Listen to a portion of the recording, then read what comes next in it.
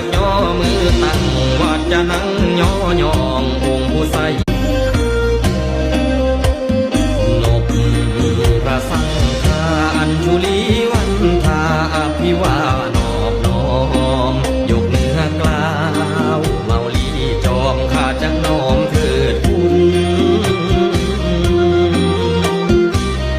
องค์พระสังฆเจ้าผู้เป็นเงาผู้แก้วอย่างเมื่อลิงลำแล้วเกิดแถวหน้าบุญข้าจะย่อมือตั้งว่าจะนั่งย่อยอ